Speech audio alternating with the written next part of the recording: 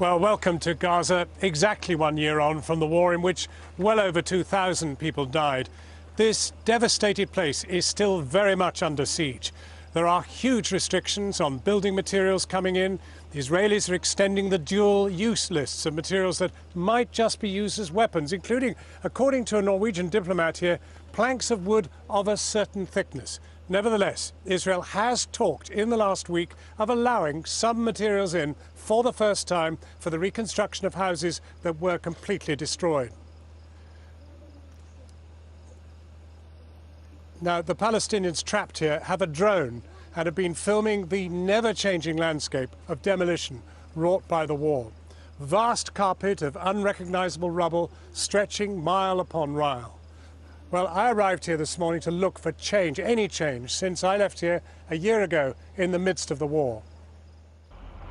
Gaza's frontier welcome, residential damage and devastation. The journey into town, a surprising and all too brief whiff of normality.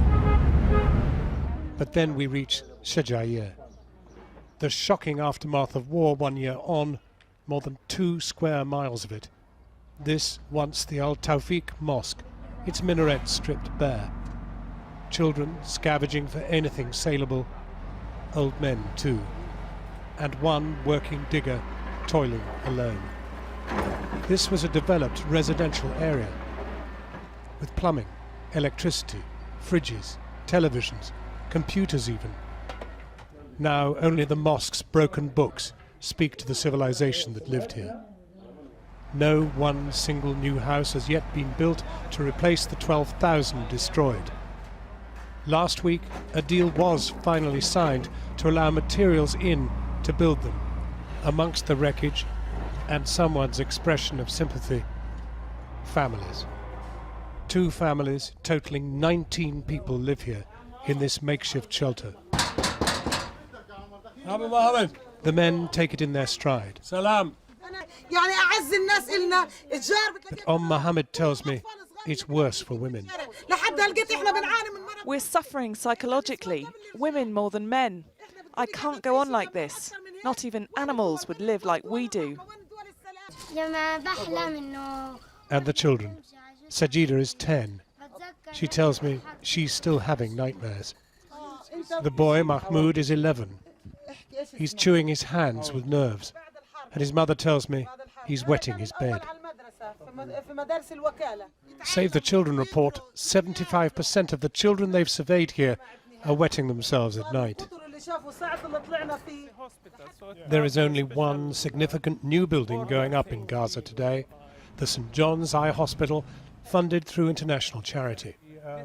Its trustee, Dr. Majid Abu Ramadan, the mayor of Gaza, shows me round. And then here we have all around its clinics. Yep. You see? From the roof, he shows me the wreckage of the main government offices, bombed to pieces in the war before last. That was the main ministry complex.